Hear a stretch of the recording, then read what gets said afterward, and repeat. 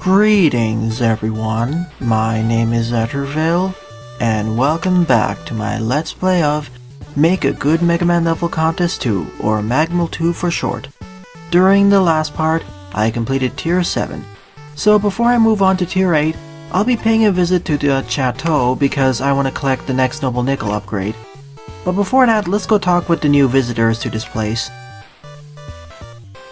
Oh, hello there, Stormman. Of course, judging by the name, I first thought he would be from Mega Man Revolution, but Stormman was changed a bit and his design, or rather her design, in Revolution is quite different, actually having a cloud to ride on. Also, thank you for loaning us the magic card back in Magmal 1. That was one of my favorite special weapons, especially as it could pick up collectibles from afar. Of course, the Hornet Chaser already fulfills that role in this part. Oh, hello there, future. Well, they are next door to each other, or rather close to each other. I apologize for not publishing a new part for Magmal 2 soon. I was busy with other things, plus I wanted to save up my energy for making Magmal 2 a little bit more of a more comprehensive playthrough in the first place. Also because my level will be covered in the next part, so I had to compile a list of things that I wanted to talk about. We're just under 1 Noble Nickel before we can collect the next upgrade. And I will be able to get at least 1 Noble Nickel in the next level. So that's a shame.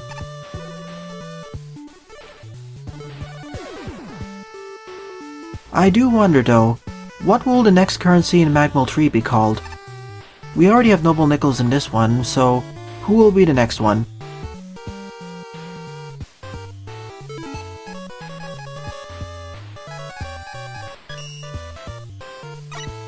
I already checked the hub world already, and there's not that much of a difference with the number of Roadmasters out here. I'll check again after Tier 8's complete.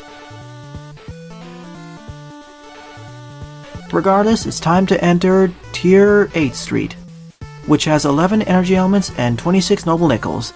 At last we're back to the original schedule or usual trend of higher tier levels having more Noble Nickels. Tier 7 was rather odd in that regard because it was missing so many Noble Nickels, or most levels there didn't have Noble Nickels.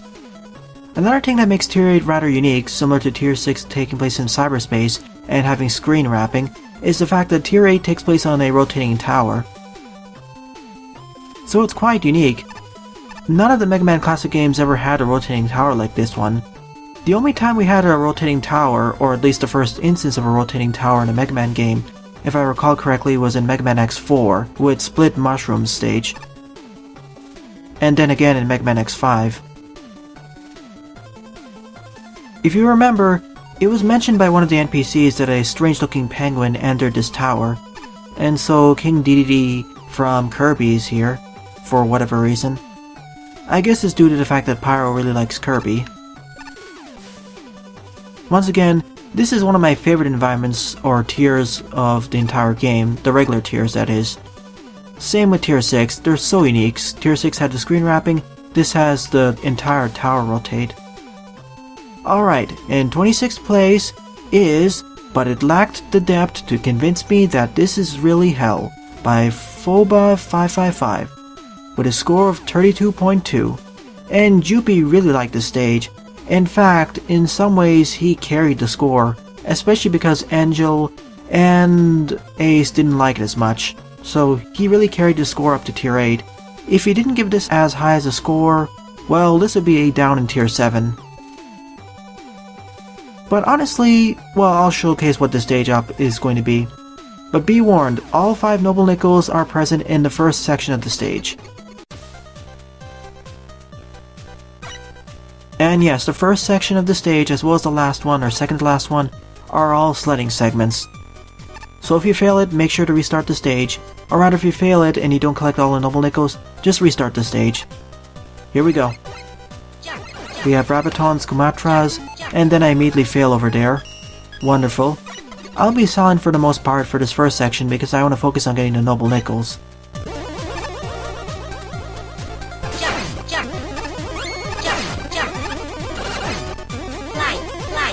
jump,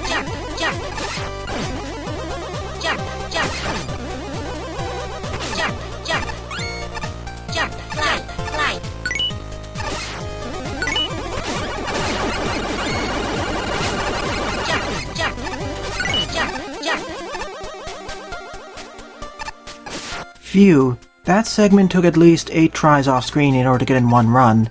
That's why you may have noticed that some of the Noble Nickels stars were already grayed out. That's because I collected them in failed runs. But yeah, you can get in one complete run, so I suggest that if you miss one Noble Nickel, either die in the interim by pressing 2, or just restart the stage in its entirety. A little bit odd why all the Noble Nickels are in the first segment, but I suppose it makes it a lot easier to collect all of them.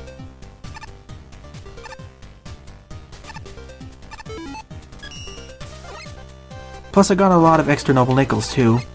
Another neat thing about the stage is that it uses this elevator gimmick from Mega Man 9.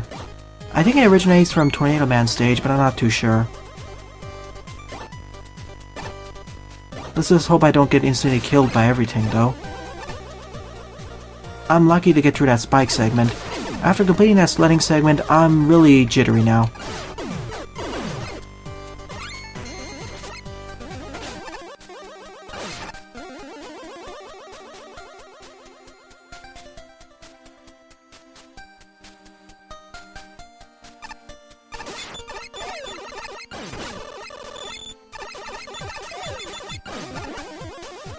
That's it, I'm using an E-Tank, I don't want to repeat this segment.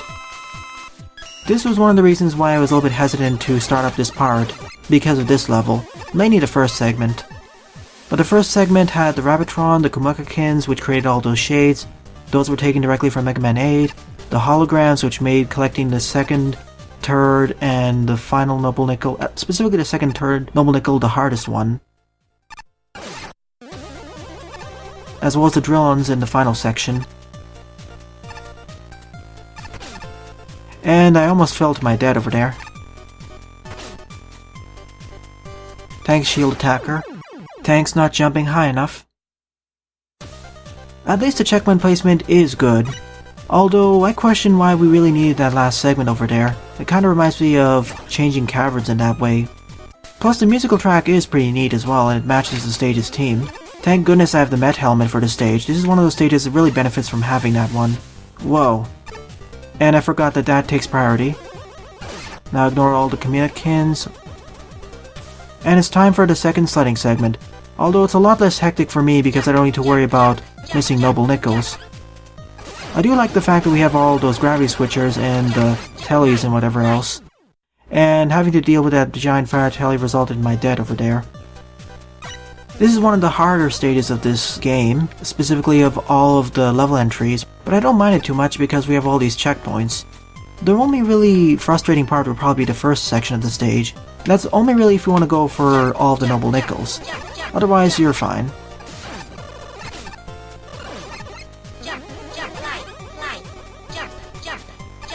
Honestly, this is one of the better sliding segments of the contest so far. It's not too frustrating, and if you get used to it, it's fine. Only hard part is getting the Noble Nickels, but they're optional for a good reason, so I don't mind it too much. The only section I find a little bit odd is the section with the Sparkman platform over there. I mean the Brightman platforms.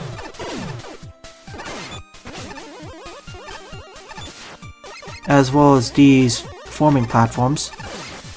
At least the Kamukakins are better utilized here to obscure your vision. A lot better than the Mega Man 8.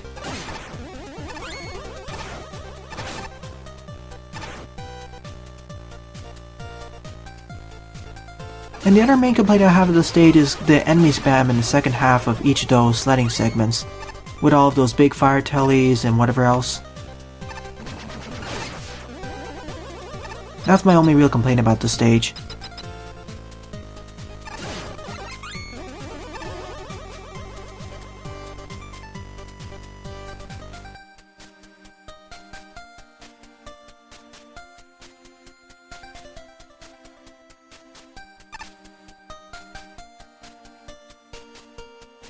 Speaking of more difficult, we have to fight the Mecha Dragon here. And no, this isn't the hardest part of the stage, this is a bit easier. Especially because you can hit the boss from anywhere. That makes it really easy.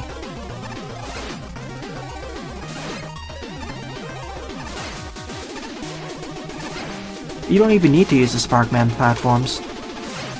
There will be a tougher configuration of the Mecha Dragon fight, but we won't be getting that until much later. Also, thank goodness that it didn't fall off screen. The energy element, that is. Phew, but that stage is over. As I've repeatedly stated, the hardest part of the stage was the first section, and that was because I wanted to get all of the noble nickels in one go. If you don't want to do it, the stage is much easier. This stage is still a more difficult stage compared to the rest of the Mega Man levels in general, but even then, with all the checkpoints and the fact you can get used to the challenges, and the fact that all of those signs from Mega Man 8 specifically tell you what is coming up, it's not too bad.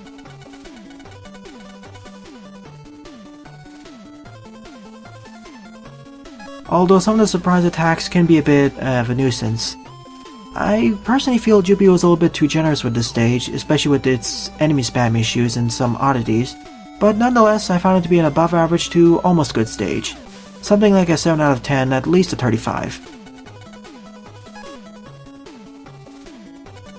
This stage wasn't really annoying, it was just difficult. You needed to be on your feet a lot.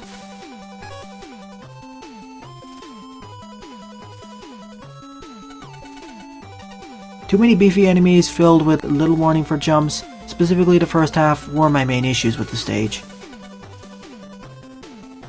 And the nickels required quite a bit of trial and error if you wanted to understand how to get them, but I'm going to offer a bit more leeway because those are optional stuff anyway.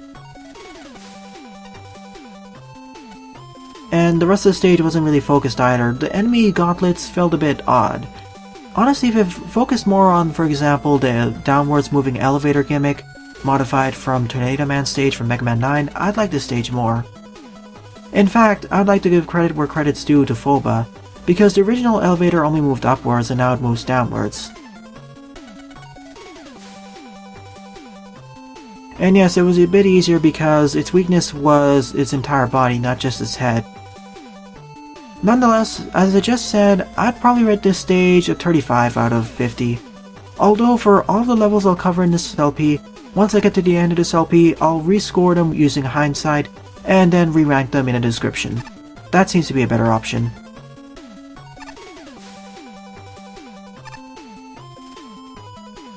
Well, okay then, Commando Man. I don't see any reason to rush though. Alright, next up, in 25th place, is Force Man by CosmicGem, with a score of 32.8.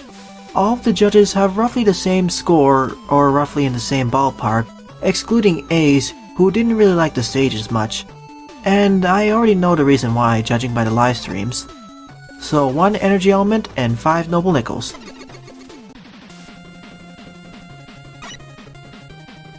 Also, I'd like to mention that this stage and the previous stage's musical tracks are pretty nice.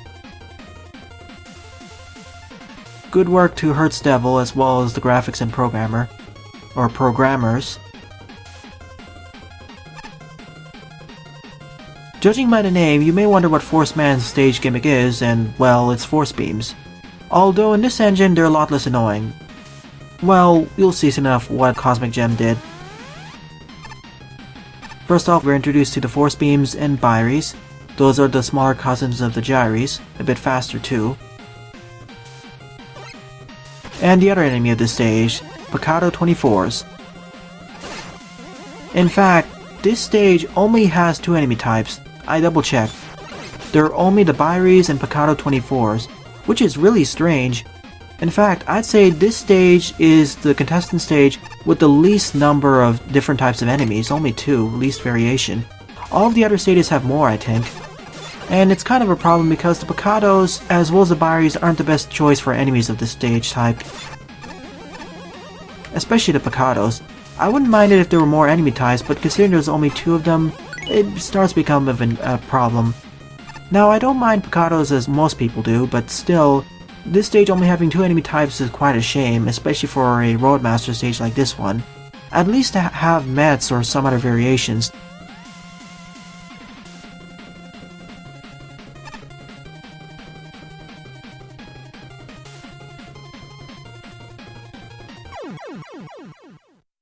I thought it would go down there, but no, we just go directly to the right. I thought so because there was a ladder up there.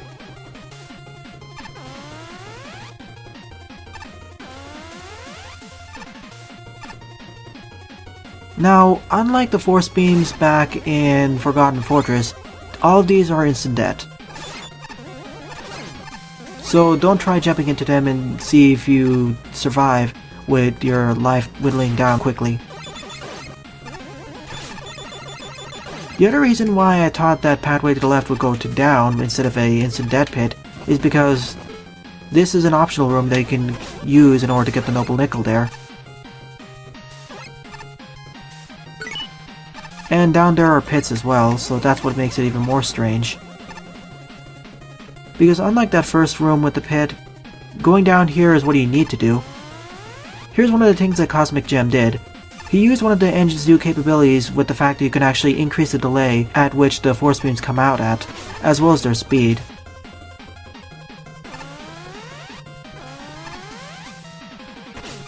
Gotta be a bit fast here because I need to get that noble nickel.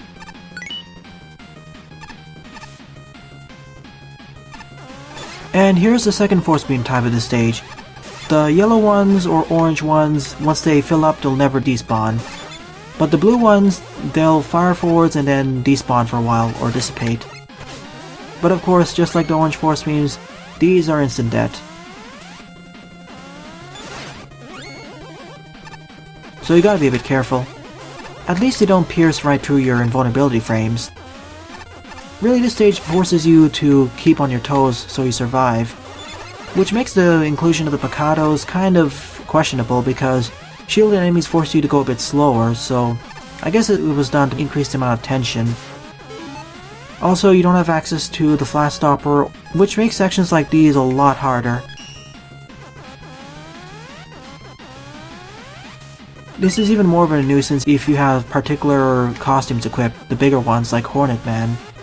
I guess it was done to make this stage a bit more difficult, so you don't use a flash stopper in order to cheese the stage.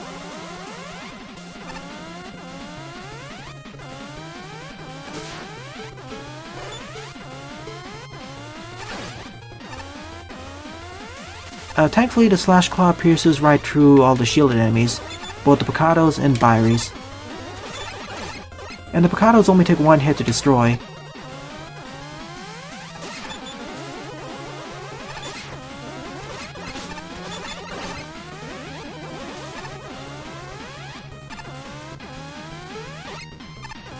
And yes, the right pathway over here also leads to another double nickel. Yes, I know I'm cheesing it, but it makes it a lot faster. If there's one other thing I'd suggest to add to this stage, it's to make it so that some of the blue generators for the force beams are visible on screen, instead of being off screen.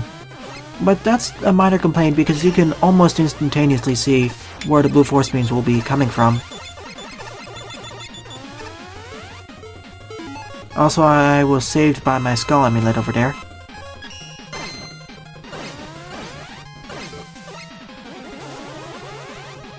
Having the force beams here, or rather flash stopper, would make the stage a lot easier. Also, apparently the Picados are immune against the Hornet Chaser. Wonderful. Still, the Jewel Satellite seems to be the best option against them. Also, I do like the mugshot of Force Man up there. Nice touch. Alas, it's time to fight Force Man, the boss of the stage who has a snazzy intro.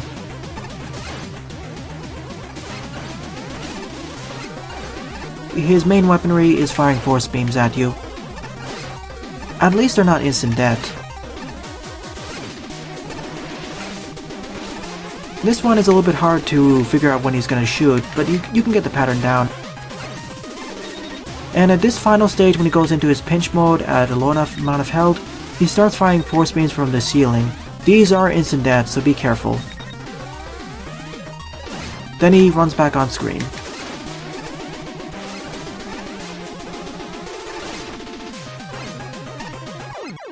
Alas, that's the end of Force Man's stage, which went surprisingly much better than I expected it to.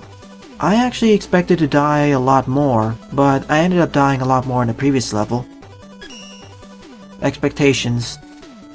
Also, from what I've heard, the Picado 24s were a lot more annoying in the dev kit.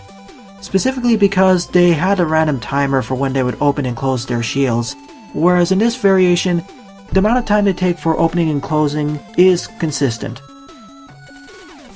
And just like Pyro said, or will mention, or one of the other judges will mention, I find it strange that there are only two enemy types in this stage, those being the Byries and the other being the Picados.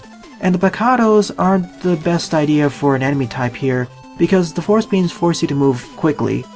Specifically, the areas with the orange force beams that come in slowly and force you to get through the section so you don't get trapped.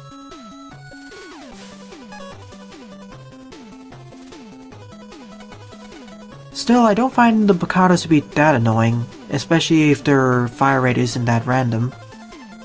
The main issue I see is the lack of variation of enemies. That's one of the main things that really brought down this stage for me. Because the rest of the gimmicks seem fine. I like how CosmicGem varied up all the force beam types. How we have slower orange force beams as well as the respawning despawning blue force beams. And I do like the finish of the force mat encounter at the end. That was a nice way to cap off the stage. If this stage had more enemy types like Mets, whatever else, some other force beam type enemies or laser type enemies, this would definitely be in the mid to upper tier 8.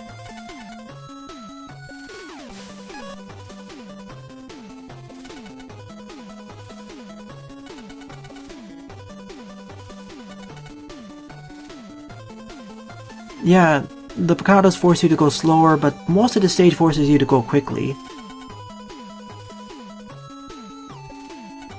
I honestly don't find it problematic that the players can get stuck over there. After all, you don't get soft locked in this stage. There's always a chance for you to just kill yourself on the force beams, so that isn't a problem for me. I would disagree with that, Ace. To me, for Mega Man design, I don't mind if they don't kill the player outright, but they should let an outlet for the players to either reset or kill themselves on the gimmick. That way you won't get soft locked. At least that's my opinion.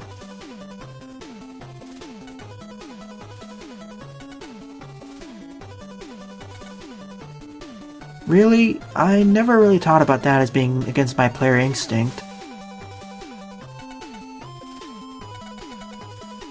Yes, I didn't mention this earlier during the level, but sometimes the enemies and the force beam gimmicks can desync, which is problematic.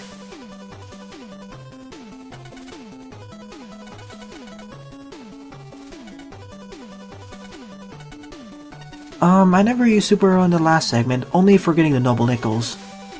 And yes, the first pit in the first room or first section was actually a bottomless pit, but in the second section, it actually went to the next room. There really should be more distinction between what's a continuous screen transition downwards and a pit. Maybe fade to black for the pits, that's usually what I would say. Honestly, I would say that Ace was a bit too harsh on this stage. I would give it around a 33 or 34. In some ways I would rate this around the same way as the previous stage, but the issues for this one are the fact of enemy choice more than the gimmicks themselves. As I said, it could have been a lot better, but sadly it was brought down by its enemy variation issues, as well as a few of the other issues I and the judges outlined. I guess it's time to climb further upwards.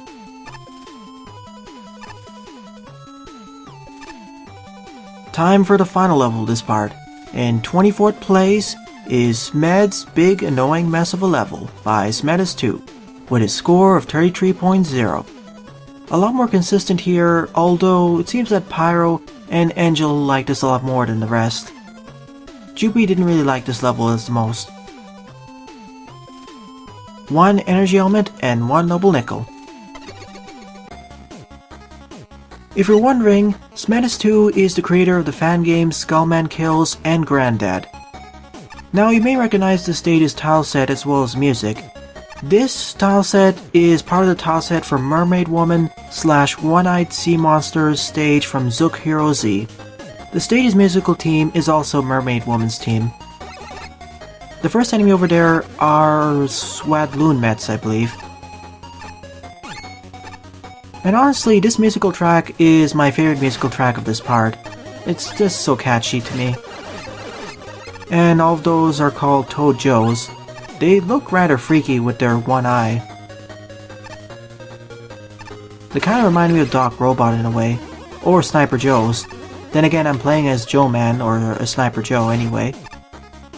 Now this stage has a bunch of inside jokes, several of which will probably go over my head. One of which is the fact that Smed has quite a fascination on the Zook Hero Z and Zook Hero 2 series, which are a bunch of Mega Man Extreme bootlegs. Although they change up quite a few things, so it makes them a bit more unique in a way. Maybe I'll let's play them in the future, we'll see. Probably after I play Mega Man Extreme first. Because unlike the usual bootlegs, which don't change up much at all, the Zook Hero series changed up a lot more.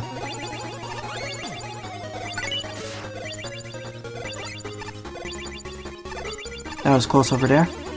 And that was the only noble nickel for the stage. Kind of odd why there's only one noble nickel, even though there's probably some other good locations for it. And we're at the halfway point of the stage, where we fight a modified Komosa Man, who fights us by just floating around for some reason, and dropping all of these projectiles on us. And the musical track is from Zook Hero Z as well, it's the mini-boss team. A pretty nice mini-boss team as well. Thankfully, this Komosa Man encounter isn't as easy as the last one in the Mega Man for All Seasons. That one didn't even have any invulnerability frames. It's a nice different variation of the usual Komosa Man encounter. And, I didn't realize you could exit out of the boss room from the left side once you complete it. I guess that's a minor glitch. And now, time for the second half of the stage, which uses Skullman's background. It transitions from the Zook Hero Z Mermaid Woman stage tileset to the Skullman background. I guess this is a reference to Smed's 2's fan game Skullman Kills, which I also will do a Let's Play of too. Well, I say transitions to a Skullman background, but it still uses a mixture of Mermaid Woman stage tileset and Skullman's tileset. I do like the mixture of the two. It's quite aesthetically pleasing. Although I wish we took some of the enemies from Zook Hero Z itself, that would be quite interesting. Maybe even the fish mini-boss from One-Eyed Sea Monster stage.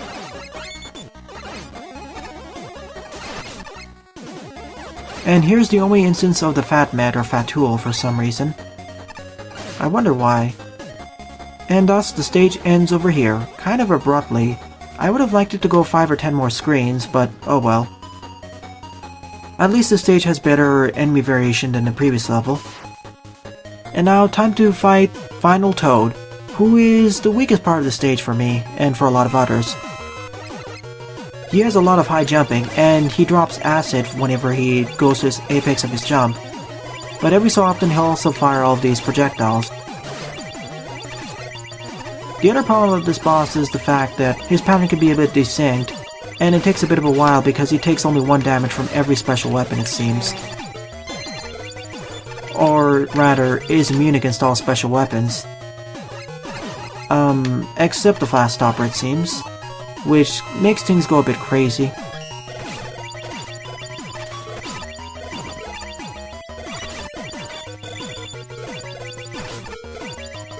Yep, he's resistant to all other special weapons.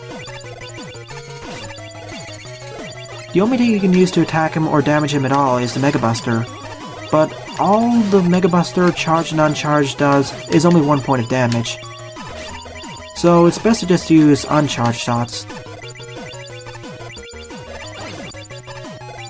Sure, once you get the pattern down it's not too difficult, but it can get quite annoying fast if you're not careful. If you're not used to the boss fight, as you see over here, you can burn through all of your A-tanks. But alas, that's the end of this stage. It's a nice reusage of the tile set and stage theme from Zook Hero Z, but as I mentioned, I would have liked it to take more inspiration from Zook Hero Z itself, maybe take some more of its gimmicks, or more specifically, its enemies and mini-bosses. But still, I like the configuration of the more unique enemy types, or at least the different, maybe not unique enemy types, but reskinned enemies, as well as the mini-boss encounter against the variation of Komosa Man. The thing that really brings the stage down is the fact it could go on for 5 to 10 more screens and explore its gimmicks more, as well as Final Toad. It probably should have had a formal weakness, or give the charge shot the ability to give 2 points of damage. Otherwise it makes this boss fight a little bit more tedious, It's not as tedious as, for example, a Top Man encounter going backwards and forwards like what happened in Mega Man Maker Part 60, if you watched that already. Because there's a lot more happening, and it's a lot faster, but still.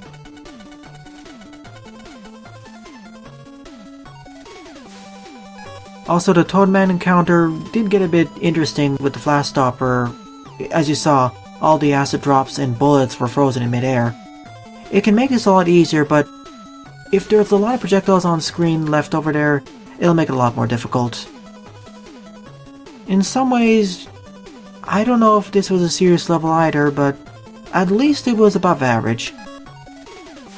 It was charming, sure, but I would have liked it if it would took more inspiration from Zook Hero Z itself.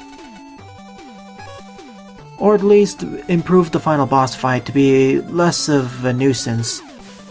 Or give it one weakness and improve the Charge Shot Mega Buster.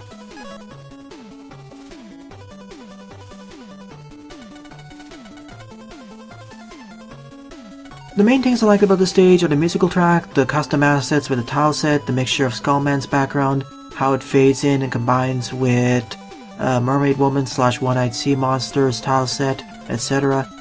But I would like to see it further. Maybe in Magmal 3, Smedis will take Zook Hero Z or Zook Hero 2's original levels, well, original in quotation marks, and remake them or remix them for their level.